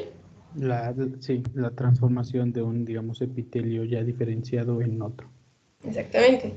Y en sí esta es una metaplasia indirecta porque en sí las células cilíndricas no son las que se van a transformar en células escamosas, ¿verdad? Sino que son las células, bueno, van siendo reemplazadas por las células subcilíndricas de reserva, que son las que van a empezar a proliferar. Y bueno, ¿a qué voy con todo esto? A que la zona del cuello uterino donde el epitelio cilíndrico se ha reemplazado o se está reemplazando con el nuevo epitelio metaplásico, o sea, la nueva unión escamocolumnar, es lo que va a determinar la presencia de esta zona de transformación. Entonces, esta zona de transformación, como vemos en el esquema de arriba, pues corresponde digamos, al área del cuello uterino que se limita distalmente por la unión escamocolumnar original y su límite más lejano sería el epitelio metaplásico, o sea, la nueva unión escamocolumnar. Entonces, en este esquema, que es como si nos fuera traduciendo los cortes que se ven abajo, las 4 imágenes de cortes histológicos se van traduciendo en el esquema de arriba. Y vemos que pues iniciamos con un epitelio normal, subyacente a este epitelio está un epitelio glandular, secretor de moco, y poco a poco van surgiendo células estratificadas, ¿no? En la tercera imagen, por ejemplo, vemos una metaplasia completa. A partir de este proceso es que se forman las siguientes estructuras. Los circulitos que vemos a lo largo del estroma en estos cortes son los denominados quistes de Naudin. Hija chula, Sí. Exacto. ¿Me permites intervenir? Sí, doctora, claro, perdón. Estos son los famosos quistes de Nabot, chicos, del cérvix, que son, cuando nosotros vemos el cérvix, se ven como burbujas grandes, translúcidas. Son muy, muy frecuentes. Lo único que hay que hacer es, con un bisturí, darles un cortecito para que saquen el moco. Regrésame, por favor, la anterior. Cierto. ¿Esa? No, donde estaban los epitelios, el epitelio metaplásico, esa. Si me la puedes hacer grande en las imágenes histológicas. Bien. Sí.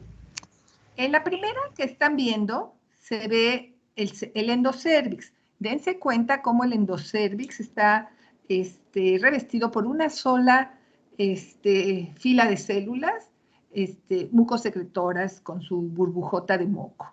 Y vean cómo, que esto es lo más importante, vean cómo abajo, en el estroma, que es un estroma fibroso, se ven las glándulas, justamente esas glándulas que vemos abajo, que parece que no tienen continuidad, pero es efecto del corte, estas glándulas tienen su conducto hacia el exterior. En este caso no se ven, pero sí lo tienen. Bueno, entonces, cuando avanza la metaplasia escamosa en el ectropión fisiológico y en el ectropión durante toda la vida sexual de una mujer, gracias. Entonces, vean cómo lo primero que pasa es que empieza a hacerse multiestratificado y los núcleos empiezan a tener estratificación también. En la tercera ya vemos prácticamente una metaplasia escamosa todavía inmadura porque todavía no tiene el aspecto final que es el de la última diapositiva. Pero esa es la razón. Ese epitelio escamoso, cuando la metaplasia escamosa es madura, ese epitelio cubre esas glándulas que estamos viendo en la primera diapositiva, las cubre, avanza hacia la zona de transformación, es decir, al orificio endocervical externo, y las glándulas se quedan atrapadas abajo. De tal suerte que siguen produciendo, ya no tienen cómo excretar su moco, siguen creciendo, siguen secretando moco y entonces se forman los famosos quistes de Nabot. Esa es la fisiopatología de los quistes de Nabot, que dicho sea de paso son absolutamente frecuentes y es de lo que les estaba hablando su compañera. Pero con estas imágenes es muy sencillo entenderlo porque nos damos cuenta que las glándulas están abajo y cuando pasa encima el epitelio estratificado, pues no tiene por dónde salir el moco. Y entonces, en la imagen que les mostró, que es un corte histológico de un cervix con muchos pequeños quistes de Nabot, en esta, vean, se ve muy bien cómo los quistes de Nabot están ahí debido a la acumulación de moco. Perdón por la interrupción. Gracias. Sí, doctora, gracias. Ajá, entonces, como lo mencionó la doctora, pues, en pocas palabras, el epitelio cilíndrico, pues, literalmente queda enterrado, ¿no? Pero sigue secretando moco y con el tiempo se va llenando y se va haciendo, pues, se va llenando más el quiste. Entonces, el material hialino que vemos en el centro, pues, es el moco y alrededor del quiste deberíamos ver el epitelio cilíndrico de la misma pared del quiste, pero por la misma presencia del moco y por la presión que este va ejerciendo, pues el epitelio se aplana y acaba por destruirse. Entonces ya no podemos apreciar casi nada. Ahora, ok. Bueno, ahora pues vamos a pasar a hablar sobre la citología. Vamos a ver lo que pues, se observa tras la obtención de frotis para su estudio citológico. Entonces, vamos a ver de forma individualizada a las células propias del epitelio escamoso estratificado. Y bueno, como característica o como hallazgo principal está pues el cambio tan notorio en el tamaño del núcleo y la abundancia del citoplasma, que como vimos hace un momento y como vemos aquí en el esquema, de superior a inferior va aumentando el tamaño del núcleo y va descendiendo el tamaño de la célula. Entonces, bueno, en primer lugar tenemos a las células superficiales. Cuando observamos células superficiales, es decir, las células que se van a eliminar de la capa más externa del epitelio escamoso, pues distinguimos que son células muy grandes, tienen una forma poligonal normalmente, abundante citoplasma, que pues dependiendo de la tinción podemos verlas como en un color de púrpura anaranjado, tiene un diámetro de 30 a 45 micras en promedio y el núcleo normalmente mide unas 5 a 7 micras.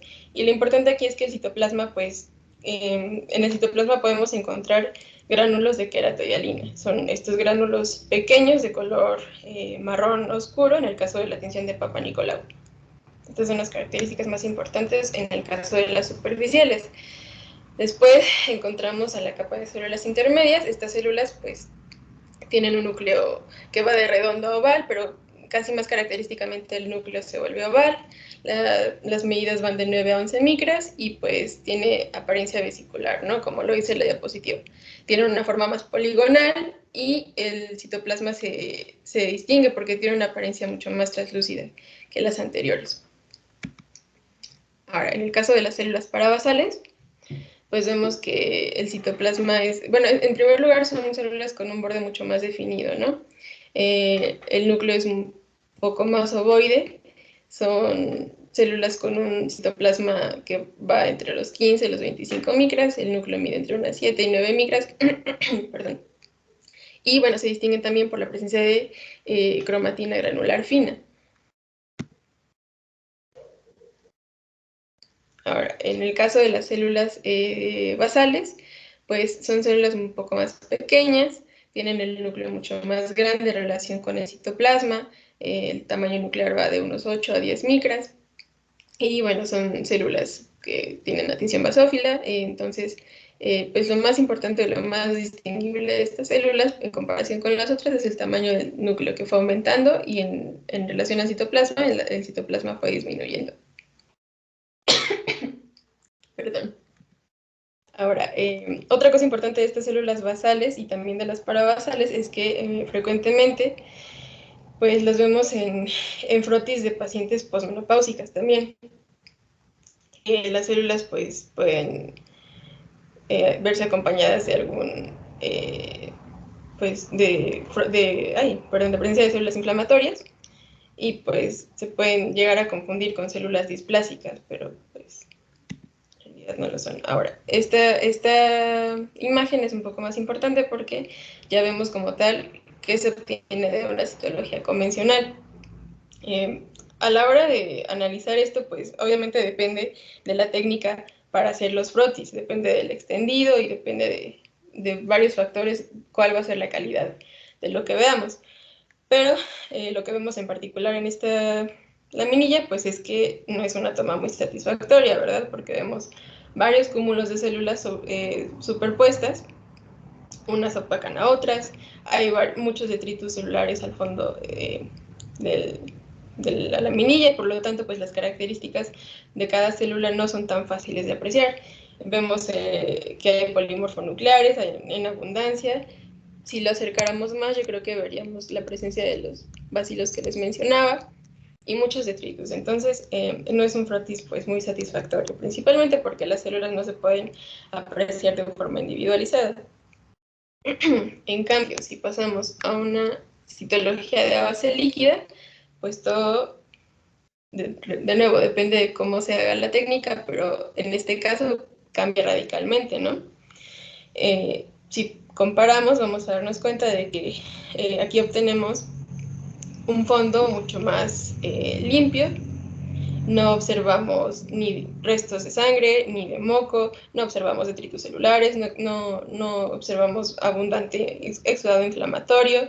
Es un fondo mucho más limpio y por lo tanto, si dirigimos la atención a las células escamosas, pues vemos que aparecen como células mucho más individuales y así su morfología pues es más distinguible. Aunque sean células más individualizadas, cuando obtenemos o cuando se procesan por citología de base líquida, la estructura celular, la morfología se sigue conservando. Perdón.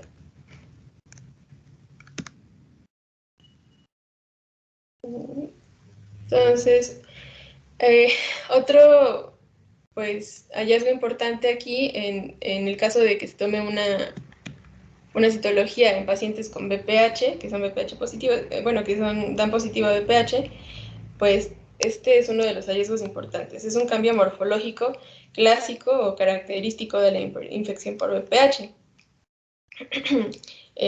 Estos cambios pues se suelen manifestar en las células maduras y el nombre que se les asigna a estos cambios es de coilocitos. Estas células se conocen como coilocitos. Y bueno, ¿en qué consisten? En una célula ya sea superficial o una célula intermedia que ha sido infectada por el virus del VPH y que característicamente tiene una cavidad o un halo perinuclear muy bien definido, ¿no? Vemos también que el citoplasma se va marginando hacia la periferia y normalmente se presentan, pues pueden ser que solo un núcleo, pero normalmente se presentan 2 núcleos en este tipo de células. Y el tamaño de los núcleos obviamente varía. Y otra característica importante de estos núcleos, aparte de la alteración en su tamaño, es que normalmente se ven hipercromáticos. Y bueno, obviamente otra característica importante de estos coilocitos es que el contorno nuclear está bastante irregular. No solo el contorno nuclear, sino también el citoplasmático. En compañía o sumado a estas células, cuando hay presencia de BPH, están otros tipos de células que se llaman disqueratinocitos. Estos pues son otro grupo de células que tienen un citoplasma un poco más denso, tienen los núcleos mucho más alargados y mucho más hipercromáticos que los coilocitos, ¿no? Eso es lo que los distingue. Y aquí no está tan marcado el halo perinuclear. Bueno, si tienen dudas, vamos a empezar a hablar del cáncer cervicouterino a nivel microscópico. ¿Me dejas intervenir con esta diapositiva? Sí, doctora, claro. Bueno, aquí en realidad la diapositiva está al revés, porque el epitelio está hacia abajo y es creo que es la que sigue donde se ve bien, donde viene NIC 1, NIC 2, NIC 3. A ver, déjame, pásenme la siguiente, porque está al revés. Las imágenes están. La que sigue. Hay otra donde están las imágenes histológicas. Creo que es la que sigue. Esta, justo esta. Entonces, esto que les decía su compañera, efectivamente, quiero que vean, por favor, el epitelio normal, que es lo primero importante. Después, donde únicamente se ven los núcleos más grandes son los de la membrana basal, los que están pegados a la membrana basal, las células basales, y vean cuando más son 2 capas. Cuando tenemos un NIC1, que quiere decir neoplasia intraepitelial cervical, los núcleos grandes y irregulares, que si se fijan todos son de diferentes tamaños, de diferentes formas, y además ya no están orientados como las del epitelio normal, que todos los núcleos son uno detrás de otro. Aquí hay pérdida de la orientación, pérdida de la polaridad, y en un tercio del epitelio está con estos núcleos anormales. A eso le llamamos neoplasia intraepitelial cervical 1 o displasia leve. La segunda imagen ya abarcan estos núcleos irregulares y que están totalmente fuera de orientación en 2/3 del epitelio. Y esto es un NIC2 o displasia moderada. Y por último, los 3/3 o casi los 3/3 del epitelio están llenos de células anormales, de núcleos grandes, vesiculosos, hipercromáticos, con pérdida de la polaridad. Hablamos de NIC3 o displasia severa y muchos consideran a esto ya un cáncer in situ. Entonces, simplemente quería que no pasaran por esta diapositiva sin observar estas imágenes, ahorita que les va a hablar su compañera de cáncer. Entonces, estos son los famosos NIC1, NIC2, NIC3, que es exactamente lo mismo que displasia leve, moderada y severa. Perdón por la interrupción. Gracias. Sí, doctora, gracias.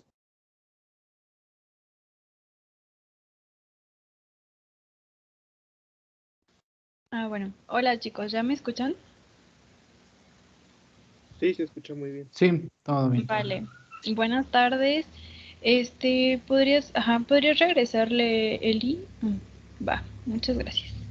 Bueno, pues vamos a hablar un poquito de cáncer cervicouterino y pues como ya nos dijo la doctora, vamos a comenzar primero con un epitelio normal que va a evolucionar a una lesión intraepitelial escamosa de bajo grado para posteriormente evolucionar a una lesión intraepitelial escamosa de alto grado y finalmente llegar a un cáncer in situ, que es lo que estamos viendo en estas imágenes, ¿ok?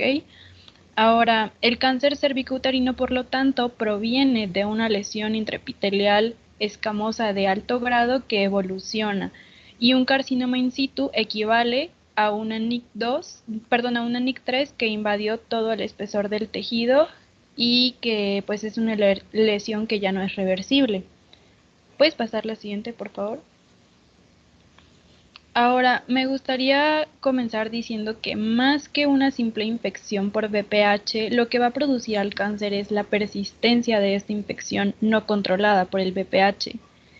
Y pues que la historia natural se da a través de los meses, los años y las décadas, ¿no? En donde el epitelio normal va evolucionando a través de estas lesiones que ya les mencionamos hasta llegar a un carcinoma. El cáncer más frecuente, como ya comentamos, es el epidermoide o de células escamosas, que deriva del epitelio escamoso o plano estratificado, y después le sigue el adenocarcinoma. Y las cepas que más se relacionan con este tipo de cáncer son la 16, más relacionada a carcinoma escamoso, y la 18, más relacionada a adenocarcinoma. Sin embargo, pues también puede haber adenocarcinomas cervicouterinos que son derivados de glándulas y que no están específicamente relacionados al VPH. Pero bueno, ¿pueden pasar la siguiente? Por favor. Y bueno, tenemos... ok. Pues aquí es un poco más de retomar lo que ya nos había comentado Eli y la doctora, de que pues el epitelio cilíndrico va a tener una metaplasia escamosa fisiológica, ¿no? Y va a existir una infección por estos tipos oncógenos que les comento, comúnmente 16 y 18, entonces puede haber dos vertientes, que el epitelio escamoso metaplásico sea maduro y normal, o que el epitelio escamoso sea atípico o displásico y que por lo tanto evolucione a un carcinoma o a un cáncer, ¿no? Y pues son las imágenes que les explicaba la doctora, en donde tenemos pues a este epitelio endocervical recubierto por su hilera de células que evoluciona finalmente a una metaplasia. La siguiente, por favor.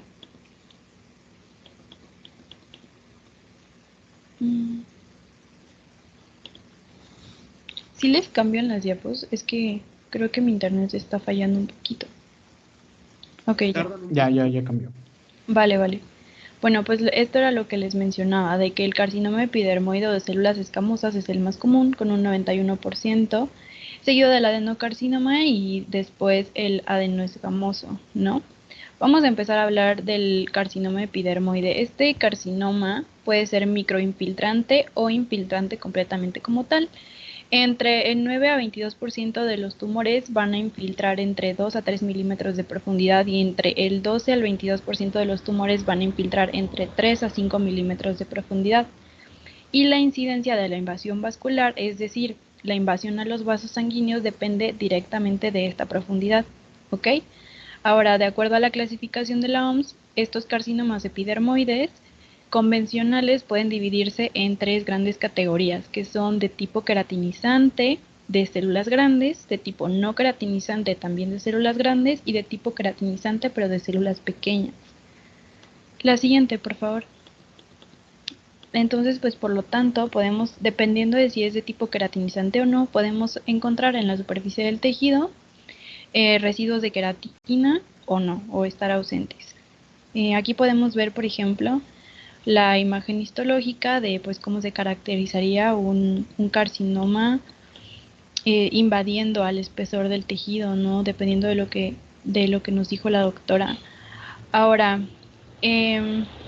también en general los tumores pueden variar en patrón de crecimiento, en patrón de, pueden variar en tipo celular y pueden variar en grado de diferenciación. La mayoría de ellos se van a infiltrar en forma de nidos y cordones que están anastomosados entre sí y que están separados por un estroma desmoplásico. Y en ellos se va a encontrar grados variables de infiltrado inflamatorio asociado, ¿ok? En las laminillas de cáncer es prácticamente imposible encontrar la unión escamocolumnar del cérvix porque ya no existe un epitelio definido que sea continuo o que esté bien delimitado en sus bordes y por lo tanto las células se aprecian en cambios importantes. ¿Puedes pasar la siguiente, por favor?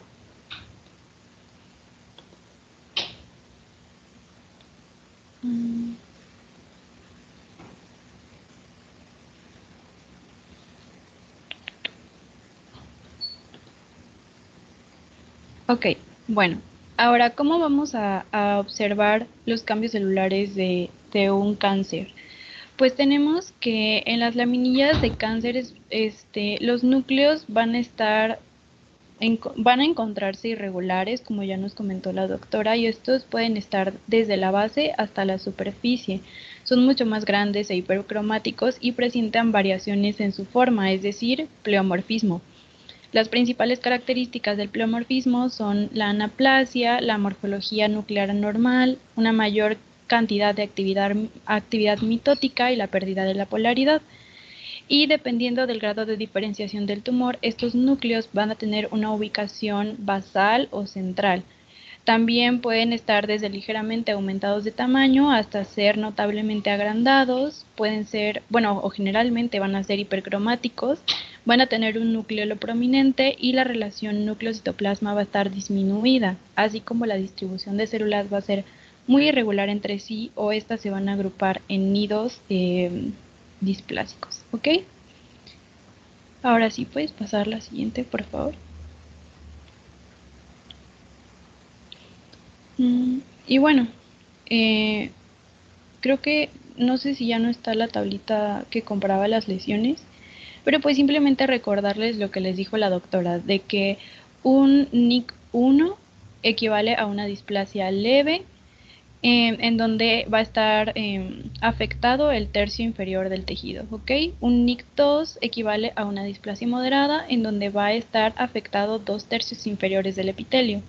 Un NIC3 va a ser una displasia intensa, en donde la displasia se extiende al tercio superior del epitelio, y finalmente un carcinoma in situ va a ser una displasia en donde se afecta todo el espesor del epitelio. Y en el sistema Bethesda, un NIC1 y un NIC2 equivalen a una lesión intraepitelial escamosa de bajo grado, y un NIC3 equivale a una lesión intraepitelial escamosa de alto grado. ¿Alguien tiene alguna duda respecto a cómo se ve el cáncer cervical en la microscopía?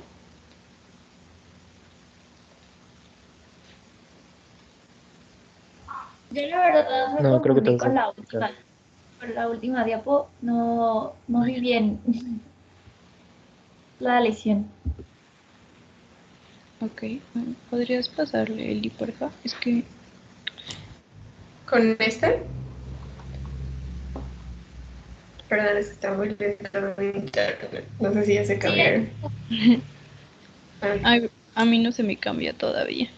Creo que está mal mi internet, perdón. A ver, María José, yo lo escribo. Sí, doctora. Ok, muy bien, eso muy bien. Vean, estas células están invadiendo el estroma. Vean cómo en uno de en la parte superior se ve todavía algo de estroma, se ve rosado con fibroblastos. Y vean, todas esas células pequeñitas que ven ahí, es la reacción de nuestras células inflamatorias a la presencia de estas células malignas en el estroma. Las células donde se ve la flecha, justamente en la punta es donde está la neoplasia. Vean cómo está invadiendo como en lengüetas. Y tiene en dos áreas.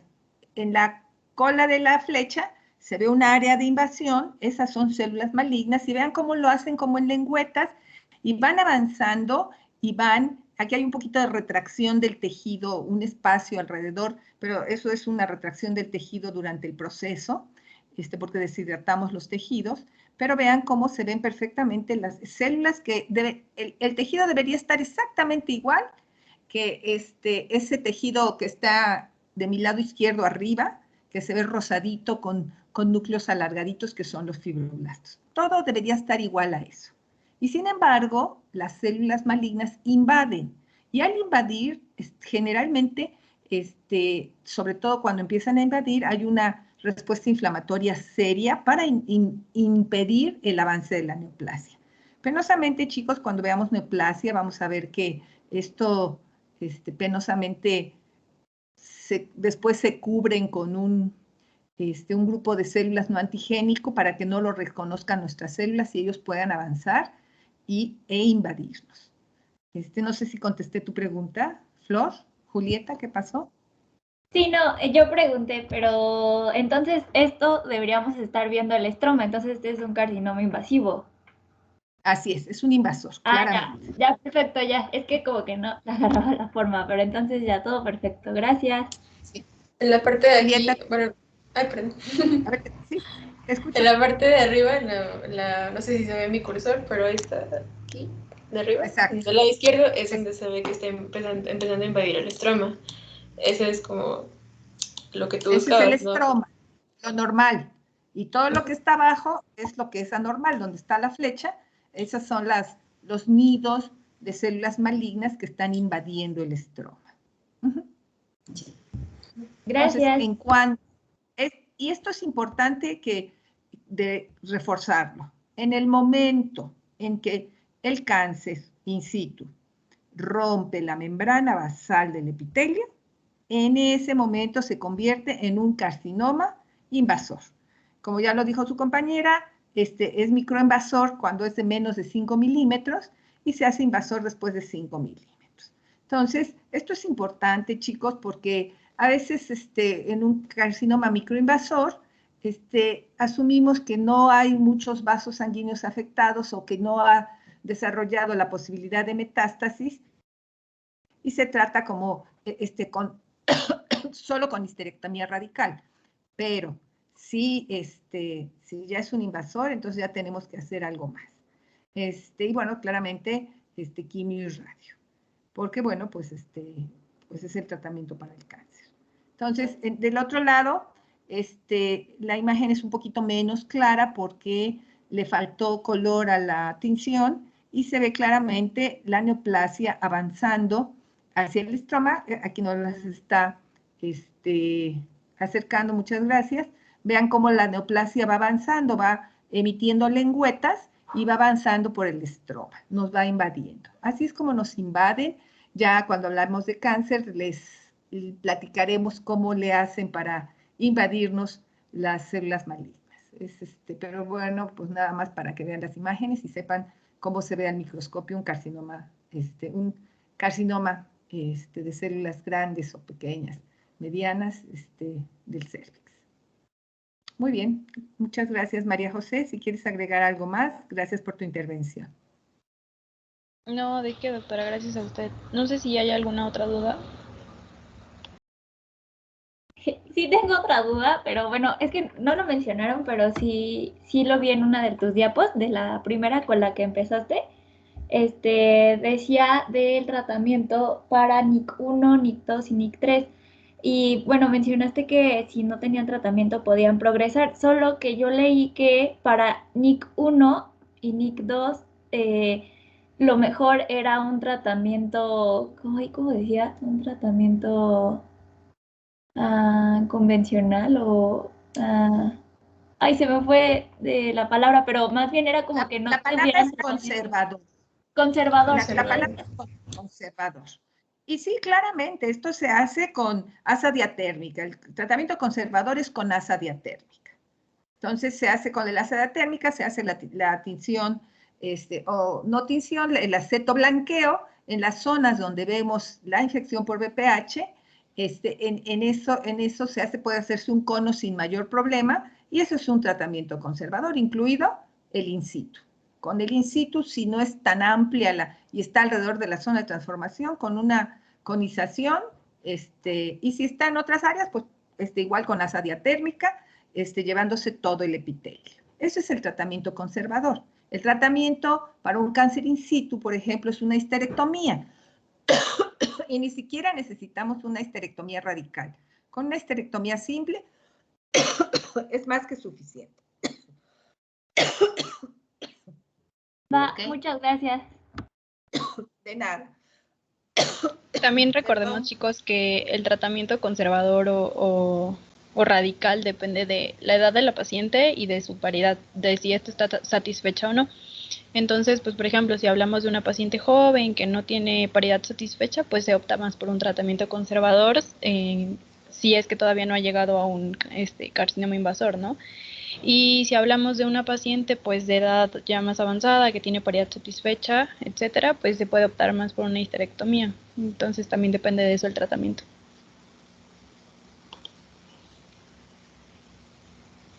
Y pues sí, creo que si ya no tienen ninguna otra duda, creo que sería todo por la parte de microscopía.